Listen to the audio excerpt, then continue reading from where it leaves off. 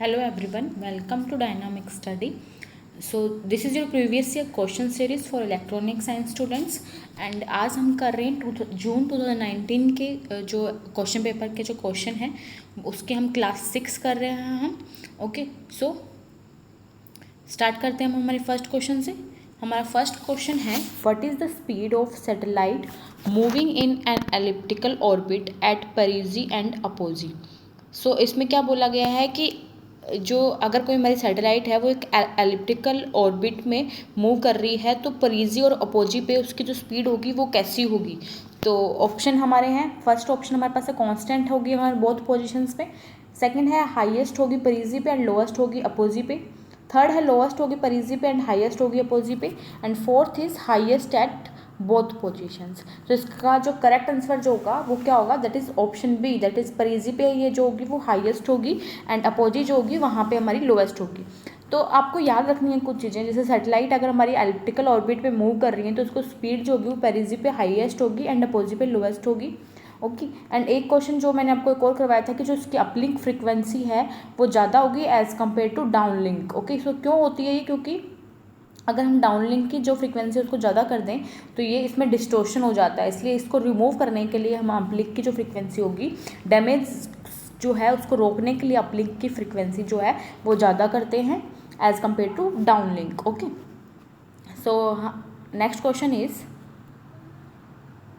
तो यहाँ पे जो होगा वो ऑप्शन बी जो होगा इसका करेक्ट आंसर हो जाएगा okay. So next question is if the contents of register AX is 4C26H, which of the following instruction clear the contents of accumulator in case of 8086 microprocessor। सो हमसे क्या पूछा गया है कि हमें क्या गिवन है, हमें एक्यूमुलेटर का कंटेंट दे रखा है दैट इज़ 4C26 ओके। सबसे पहले हमें ये 8086 माइक्रो प्रोसेसर है उसके बारे में हमसे बोला गया है ओके। एंड जो एक्यूमुलेटर है उसका डेटा हमें दे रखा है 4C26 ओके। तो हमसे ये पूछा गया है कि जो फॉलोइंग जितने भी इंस्ट्रक्शन हमें बोले गए हैं उसमें से कौन सा इंस्ट्रक्शन होगा जो कि एक्यूमुलेटर का जो डेटा जो कंटेंट है उसको क्लियर कर देगा, दैट इज 0 कर देगा ओके, 0 कर देगा ओके। तो ये जो होगा हमें ये रिजल्ट कहाँ मिलेगा, कौन से उसमें मिल रहा है ये हमें बताना है ओके। तो फर्स्ट आपके पास है नोट AX, तो नोट से तो आपके पास क्या, नोट गेट तो इन्वर्टर का काम कर रहा है ओके। तो नोट गेट करेंगे तो ये जो होगा 0 नहीं होगा, नोट गेट क्या होगा, जहाँ 1 होगा वहाँ 0 हो जाएगा, जहाँ 1 होगा तो 0 तो नहीं होगा, तो फर्स्ट आपका रोंग हो जाएगा okay. Second is XOR AX या सो अब आपको पता होना चाहिए कि एक्सोर अगर हम कर रहे हैं तो एक्सोर गेट अगर हम करते हैं तो सेम अगर हमारे पास वैल्यू है तो उसका एक्सोर हमारे पास 0 आ जाता है ओके। एंड अगर अनइक्वल है वैल्यूज़ तो उसका जो अकॉर्डिंगली आता है ओके। जो कि हमारा इक्वल इनपुट्स होंगे तो हमारा जो आउटपुट होगा वो 0 आएगा ओके।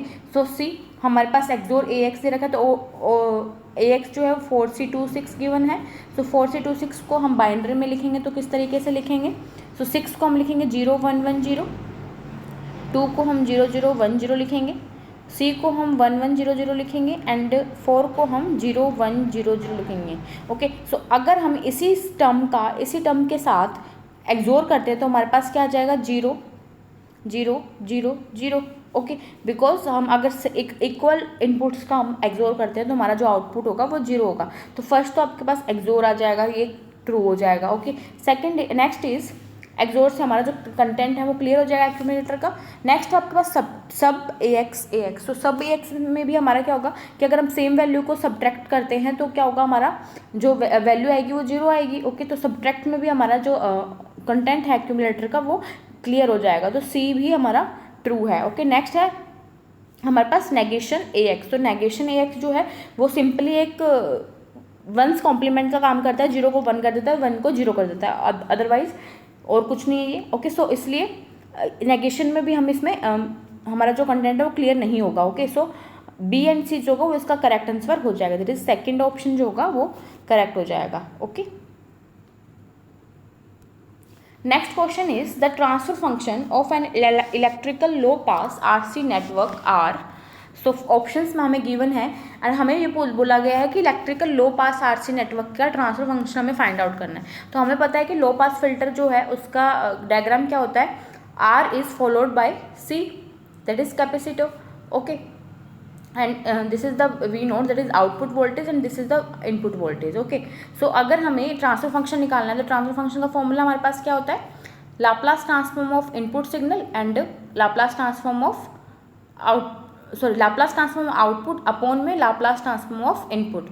ओके, सो अगर हम इसका सी का लाप्लास ट्रांसफॉर्म निकालें तो हमारे पास क्या आएगी वैल्यू 1/CS, एंड आर का जो लाप्लास ट्रांसफॉर्म है वो आर सेम ही होता है उसका. ओके, सो इसमें हमारा जो आउटपुट है वो हमारे पास यह है, तो आउटपुट का लाप्लास ट्रांसफॉर्म हमारे पास क्या है 1/CS अपॉन में आर प्लस जो सी है, ये दोनों सीरीज में है तो इनको ये जो होगा वो आ जाएगा आर प्लस 1/CS. ओके, तो ये आएगा. अगर हम इसको सोल्व करेंगे तो ये क्या आ जाएगा, CS से CS कैंसिल हो जाएगा, 1/1 प्लस RCS जो होगा इसका करेक्ट आंसर आ जाएगा. ओके, सो इसका जो राइट आंसर हो जाएगा that is option C.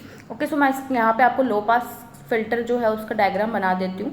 Okay, that is the सी, और इसका जो लाप्लास ट्रांसफॉर्म होगा 1/CS हो जाएगा. आउटपुट हमारे पास V नोड है, R है, तो इसका जो लाप्लास ट्रांसफॉर्म है वो R ही होगा. आउटपुट हमारे पास VI है, तो हमारा जो करेक्ट आंसर आ जाएगा 1/1 प्लस RCS. ओके, तो जो सी ऑप्शन है वो करेक्ट है. अगर हम ऑप्शंस में चेक करेंगे तो यहाँ पे कोई भी ऑप्शन जो है वो ओनली सी के लिए नहीं गिवन है, तो ये जो क्वेश्चन था वो आपका बोनस क्वेश्चन था, इसमें आपको बोनस नंबर मिले थे क्योंकि ऑप्शंस जो थे वो करेक्ट नहीं थे. Okay,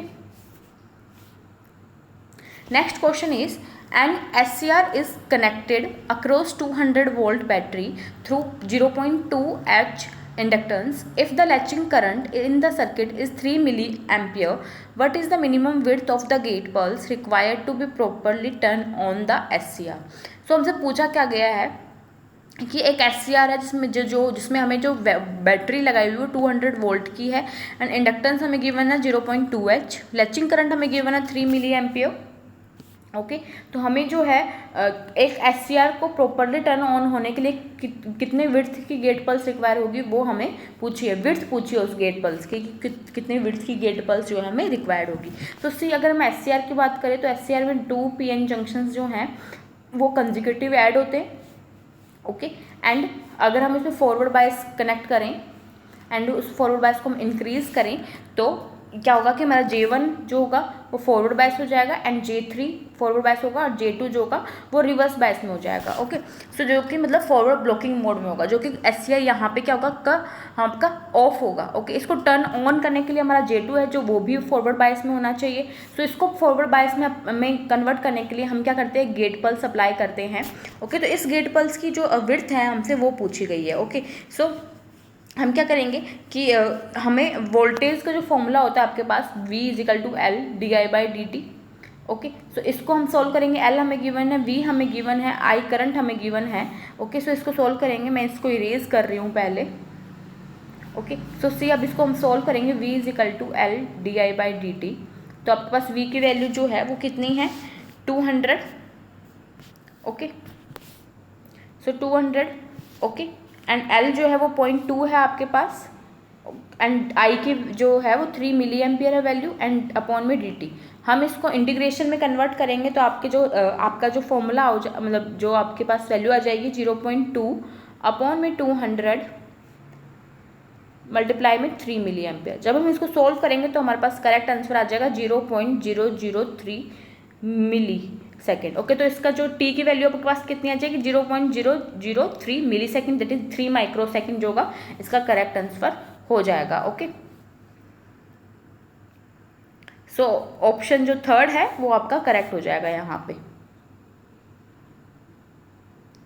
next question is, the evaporating rate R from the clean surface is related to the equilibrium vapor pressure P in Pascal of the evaporating species. M is the molecular weight in gram by a relation. सो कुछ relations हमें given है. हमसे पूछा क्या गया है कि एक इवापोरेटिंग रेट है जो कि R गिवन है हमें. Okay, from the clean surface, clean surface की जो इवापोरेटिंग रेट है वो रिलेटेड होती है इक्विलिब्रियम वेपर जो कि प्रेशर में गिवन है पास्कल्स में. ओके, एंड जो इवापोरेटिंग स्पेसीज है जिसमें M जो है मोलिकुलर वेट है. तो इसमें हमसे पूछा गया है कि इवापोरेटिंग रेट क्या होगी इसकी. तो इवापोरेटिंग रेट जो होगा उसमें क्या होता है कि इसका फॉर्मूला आपके पास होता है R is equal to 4.43 into 10⁻⁻4 upon bracket में m/t की power half PE, that is pascals में जो प्रेशर होगा। ओके, सो ए जो होगा वो आपका करेक्ट हो जाएगा। अगर हम ऑप्शंस में चेक करें तो ऑप्शन में फर्स्ट ऑप्शन जो है वो option A is correct but option C is wrong. So ये जो ऑप्शन 1 है वो आपका करेक्ट हो जाएगा यहाँ पे। Okay, next question is the resistivity measurement are made on the flat ends of the crystal by the 4-point probe technique.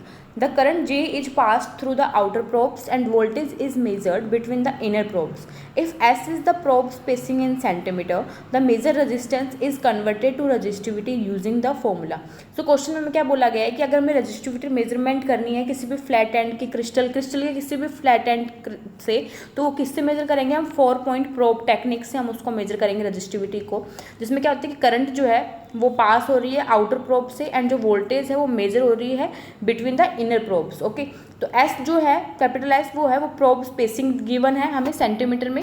तो हमें ये बताना है कि अगर जो मेजर रेजिस्टेंस है उसको रेजिस्टिविटी में कन्वर्ट करने के लिए हम कौन सा फॉर्मूला यूज़ करेंगे। ओके, तो इसका फॉर्मूला आपके पास होता है V/I 2πs, that is option B जो होगा वो आपका यहाँ पे करेक्ट हो जाएगा। Okay,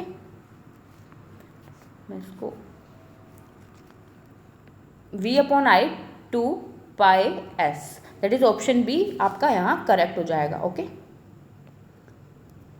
next question is which following statements are given for electrodynamometer type instruments. तो हमें कुछ इलेक्ट्रोडायनामोमीटर के अकॉर्डिंग जो उसके बारे में हमें कुछ इंस्ट्रूमेंट के बारे में हमें कुछ स्टेटमेंट्स गिवन हैं। तो स्टेटमेंट्स क्या होंगी और हमें ये बताना है कि कौन सी स्टेटमेंट है वो ट्रू है और कौन सी फॉल्स है। तो first is it is use for AC quantities only. No, this is wrong because जो इलेक्ट्रोडायनामोमीटर टाइप इंस्ट्रूमेंट है वो AC एंड DC दोनों क्वांटिटीज़ के लिए यूज़ होता है। तो बी जो है आपकी स्टेटमेंट वो ट्रू हो जाएगी। Third is it can be use to measure power and frequency, या third also true. And fourth is it has only one coil. No, fourth is true, इसमें जो होती है आपकी मल्टीपल कोयल्स होती हैं। Okay, so B and C are correct, that is option second जो होगा वो आपके पास यहाँ पे करेक्ट हो जाएगा। Okay, next question is by applying principle of superposition to the circuit voltage V across resistance R is. So हमें given एक सर्किट है, इसमें हमें सुपरपोजिशन थ्योरम से R के अकॉर्डिंग R के अक्रॉस वोल्टेज फाइंड आउट करनी है, R रेजिस्टेंस के अक्रॉस। ओके, सो सी इस डायग्राम में मैंने जो ये डायग्राम्स लिए हैं वो रिस्पॉन्स शीट से लिए हैं, मैंने जो क्वेश्चंस जो हैं वो रिस्पॉन्स शीट से लिए हैं, जो आंसर शीट आपकी आती है ना उनसे मैंने आपको लिया है। ओके, सो आंसर शीट नहीं, जो उसके बाद आपके जो उस क्वेश्चन को करके आपका जो क्वेश्चन पेपर आता है ना उससे मैंने आपको लिया है। तो उसमें आपको ये सी की जो कैपेसिटर की वैल्यू थी वो गिवन नहीं थी उस रिस्पॉन्स शीट में। ओके, सो इसलिए मैं इसको जो है मैं सोल्व नहीं कर पाई। इसलिए उसमें जो आपका आंसर है उसमें आपको ऑप्शन डी दे रखा है, दैट इज़ 1 वोल्ट इसमें गिवन है। ओके, सो आप इसको सुपरपोजिशन थ्योरम से सोल्व करके देखिएगा। अगर किसी को भी सी की वैल्यू यहाँ पे पता हो, ये क्वेश्चन किसी के पास हो, तो उसको ये क्वेश्चन आप मुझे कमेंट बॉक्स में आप मुझे लिंक दे सकते हैं, उसकी कोई भी स्क्रीनशॉट आप मुझे दे सकते हैं ताकि मैं इस क्वेश्चन को आपको सोल्व करके बता सकूं। ओके, तो आप इसको सुपरपोजिशन से सोल्व कर सकते हैं। सुपरपोजिशन थ्योरम क्या होती है कि अपन अगर हमें एक या एक से ज़्यादा वोल्टेज सोर्स या करंट सोर्स गिवन हो तो हम क्या करते हैं कि एक टाइम पे हम एक ही सोर्स को है एक्ट करवाते हैं, बाकी को हम वोल्टेज सोर्स जो है उसको हम शॉर्ट सर्किट कर देते हैं, करंट सोर्स को हम ओपन सर्किट कर देते हैं, हम इम्पीडेंसेस की वैल्यू जो है वो फाइंड आउट करते हैं। ओके, सो सिमिलरली हम इसको भी ऐसे सॉल्व करेंगे। तो अगर किसी के पास भी ये क्वेश्चन हो जिसमें ये वैल्यू दे रखी हो सी की, तो आप मुझे कमेंट बॉक्स में स्क्रीनशॉट सेंड कर सकते हैं या फिर उसका लिंक दे सकते हैं, तो मैं उसको सोल्व करके आपको जो है वो बता दूंगी। ओके, सो ऑप्शन डी जो है इसका आंसर आपको यहाँ पे गिवन है। ओके, नेक्स्ट क्वेश्चन आपके पास है arrange in order of increasing vacuum work function for the below mentioned metals. So हमें मेटल्स के जो वर्क फंक्शन है उसको इंक्रीजिंग ऑर्डर में यहाँ पे हमें अरेंज करना है। तो इंक्रीजिंग ऑर्डर का क्या मतलब होता है यहाँ पे कि बढ़ते हुए क्रम में, मतलब सबसे कम वाला पहले आएगा और सबसे बाद वाला जो सबसे ज़्यादा वाला होगा वो सबसे लास्ट में आएगा। ओके, सो इसको आपका जो एल्यूमिनियम होगा वो वर्क फंक्शन के अकॉर्डिंग सबसे कम होता है, दैट इज़ फर्स्ट नंबर पे ये आएगा। Ag जो होगा वो 2 पे आएगा, निकल जो होगा 3rd पे एंड Au होगा 4th पे आएगा। तो आपका जो करेक्ट जो होगा ऑर्डर वो हो जाएगा aluminium, Ag, Ni and Au। तो आपका जो करेक्ट आंसर हो जाएगा दैट इज DCBA। ओके, तो फर्स्ट ऑप्शन जो होगा वो आपके पास करेक्ट हो जाएगा। Next question is a 250 megahertz electromagnetic wave is propagating through a perfect non-magnetic dielectric with Eg is equal to 6, its wavelength will be equal to। सो हमें पूछा गया है कि एक EM वेव है जो कि प्रोपेगेट कर रही है एक नॉन मैग्नेटिक डाइलेक्ट्रिक मीडियम में। Okay, so non magnetic dielectric medium है। सो इसमें जो फ्रीक्वेंसी हमें गिवन है that is 250 megahertz. Okay, so हमारा जो फॉर्मूला होता है that is Eg is equal to H nu की वैल्यू जो होगी आपके पास c/λ हो जाएगी, hc/λ। एच जो है वो यहाँ पे प्लांक्स कांस्टेंट है और उसकी वैल्यू हमारे पास होती है 6.62 × 10⁻⁻34। ओके, सो इसमें सोल्व करेंगे इसको, तो हमारे पास आंसर आ जाएगा that is option B, that is 0.490 metre and इसका आंसर आ जाएगा second, that is second option जो होगा उसका करेक्ट आंसर हो जाएगा। ओके, नेक्स्ट क्वेश्चन में हमें एक पैराग्राफ गिवन है, उस पैराग्राफ के पे बेस्ड हमें जो है वो 11 to 15 जो है वो क्वेश्चन का आंसर हमें देना है। तो पैराग्राफ क्या है, पैराग्राफ क्या बोल रहा है, मैं ये आपको बता रही हूँ। तो paragraph says supply voltages changes because of poor regulation and filtering. तो सप्लाई वोल्टेज है वो चेंज होती है because of poor regulation and filtering के कारण चेंज हो रही है। For any given op amp any change in the value of supply voltages result in A change in the input offset voltage. तो इसमें क्या बोल रहा है कि ओप एम्प जो हमें एक ओप एम्प गिवन है उसमें कोई भी जो चेंज हो रहा है सप्लाई वोल्टेज की वैल्यू में, तो उसके अगर हमारी सप्लाई वैल्यू की जो सप्लाई वोल्टेज की वैल्यू में चेंज होगा तो उसके कारण क्या होगा कि इनपुट ऑफसेट वोल्टेज है वो चेंज होगा। Okay, which in turn causes A change in the output offset voltage. अगर हमारे इनपुट ऑफसेट वोल्टेज में चेंज हो रहा है तो उसके कारण क्या होगा, आउटपुट ऑफसेट वोल्टेज में भी चेंज होगा। The change in op amps input offset voltage caused by variations in the supply voltage is specified on data sheets by a variety of terms. इसमें क्या बोल रहा है कि अगर हमारे इनपुट ओप एम्प के इनपुट ऑफसेट वोल्टेज में अगर चेंज हो रहा है तो उसके कारण क्या होगा कि सप्लाई वोल्टेज होगी जो उसमें भी वेरिएशंस आ जाएंगे। इनपुट ऑफ और काफ़ी सारी जो टर्म्स हैं उसमें भी वेरिएशंस आएंगे, जैसे कि input offset voltage sensitivity, power supply rejection ratio and supply power rejection ratio, और उनमें से और काफ़ी सारे जो टर्म्स होंगी उसमें वेरिएशंस आएंगे। जितने भी टर्म्स हैं ये वो सारी इक्विवेलेंट होती है बिकॉज ये सेम इन्फॉर्मेशन कन्वे करती हैं।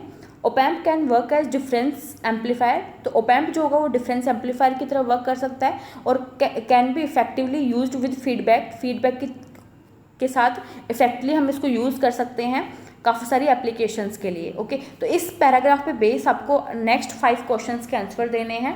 ओके, सो फर्स्ट क्वेश्चन है इस पैराग्राफ पे based. First question is what is the output voltage V node of the following circuit. So यहाँ पे मैं सर्किट जो है वो बनाना भूल गई हूँ, तो मैं सर्किट को यहाँ पे आपको ड्रॉ कर दे रही हूँ। ओके, तो सर्किट आपका है यहाँ पे एक ओप एम्प आपके पास है, दैट इज 2 टर्मिनल आपके पास होंगे। ओके,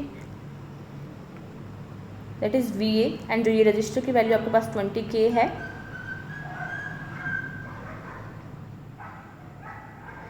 यहाँ पे VB वोल्टेज है, इसकी वैल्यू भी हमारे पास 20K है, इसकी वैल्यू भी हमारे पास 20K है एंड एक नेगेटिव फीडबैक जो हमें गिवन है that is V node and इस रेजिस्टेंस की वैल्यू आपके पास 100K है। सो ये जो सर्किट है वो यहाँ पे मैं ड्रॉ करना भूल गई थी। ओके, सो ये सर्किट आपको गिवन है क्वेश्चन में और हमें यहाँ पे V नोड की जो वैल्यू है वो फाइंड आउट करनी है। ओके, सो इसको कैसे फाइंड आउट करेंगे, तो लेट्स सी क्या होता है कि हमें हमारे जो सर्किट है, मैं यहाँ पे सर्किट को फिर से ड्रॉ कर रही हूँ।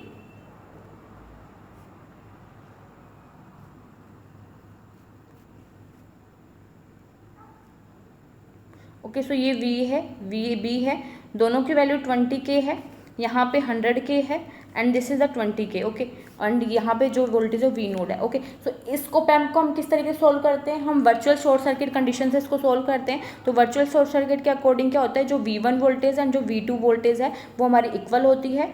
ओके। सो V1 और V2 को हम इक्वल रखेंगे, तो V1 की वैल्यू हम किस तरीके से निकालेंगे यहाँ पे, तो V1 की हम वैल्यू निकालेंगे, एक फॉर्मूला होता है इसमें। तो V1 की जो वैल्यू है इसमें V1 की वैल्यू आ जाएगी VA into 100K plus V naught into 20K upon में दोनों रेजिस्टेंस का addition, that is 120K। Okay. And V2 की वैल्यू क्या आ जाएगी आपके पास, वोल्टेज डिवाइडर रूल से हम इसको फाइंड आउट कर लेंगे, that is VB 20K resistance and दोनों रेजिस्टेंस का addition, that is 40K। Okay. जब इसको सोल्व करेंगे तो V2 जो है वो 1/2 VB आएगा। ओके। सो मैं इसको इरेज करके सर्किट को अपने सर्किट पर अपने नोट्स में बना चुके हैं, तो मैं इसको अच्छे से आपको बता रही हूँ बिना सर्किट के। ओके। सो आपके पास V2 का जो था वो क्या आया था आपके पास, V2 की वैल्यू आपके पास आ गई 1/2 VB। ओके। एंड V1 की जो इक्वेशन थी वो आपके पास थी 100 VA plus 20 V naught upon में 120। ओके। हम क्या करेंगे, V1 एंड V2 जो इक्वेशन है दोनों को इक्वल करेंगे, तो हमारे पास जो है वो क्या आएगी, that is 1/2 VB is equal to 100 VA plus 20 V naught upon में 120। ओके। देन हम इसको क्रॉस मल्टीप्लिकेशन करेंगे, तो हमारे पास जो है वो 2 से कैंसिल हो जाएगा, तो 60 VB आ जाएगा। Okay. And this is that 100 VA plus 20 V note. Okay. हम इसको इधर लेके जाएंगे तो हमारे पास ये आ जाएगा -100 VA plus 60 VB is equal to 20 V node. जहाँ पे हमें V नोड की वैल्यू निकालनी है तो 20 को हम डिवाइड कर देंगे, तो 20 -5 आ जाएगा एंड दिस इज 3। ओके। सो हमारे पास करेक्ट जो आपका जो आंसर आएगा -5 VA plus 3 VB is equal to V node. तो V नोड की वैल्यू आपके पास क्या आ जाएगी, -5 VA plus 3 VB, that is option D होगा, वो आपके पास करेक्ट हो जाएगा। ओके। तो option 4 is the correct answer. Next question is the open loop voltage gain of an operational amplifier is 2000. The noise level in the output without feedback is 102 millivolt. If negative feedback with beta is equal to 1/40 is used, what will be the noise level in output? So हमसे question में क्या बोला गया है कि हमें open loop voltage gain given है, that is AOL हमें गिवन है 2000। ओके।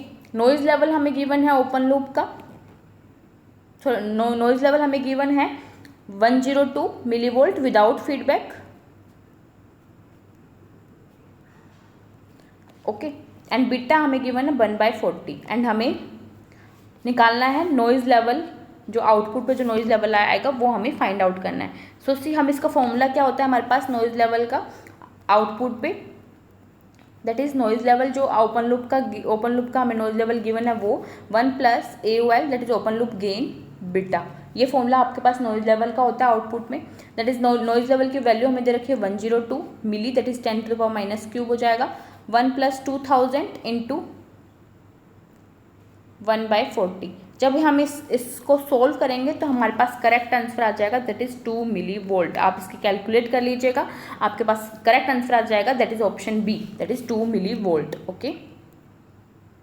मैं यहाँ पे आपको जो फॉर्मूला है वो मेंशन कर दे रही हूँ, दैट इज नॉइज लेवल का जो फॉर्मूला आपके पास क्या हो जाएगा आउटपुट के लिए, नॉइज लेवल जो ओपन लूप गेन है उसका प्लस 1 प्लस अपॉन में 1 plus open loop gain into में बीटा। ओके। एंड ये जो फॉर्मूला है वो आपका यहाँ पे यूज हो रहा है, दैट इज ऑप्शन बी जो होगा वो आपके पास करेक्ट आंसर आ जाएगा। Okay. Next question is some of the salient features of a 741 op-amp are listed below.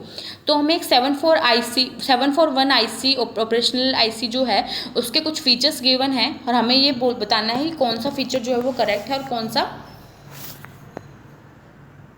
Wrong है। Okay. So first is high power consumption. तो हमारा जो 741 op-amp है वो लो पावर कंजम्पशन होता है, तो ये जो स्टेटमेंट है वो रॉन्ग हो जाएगी।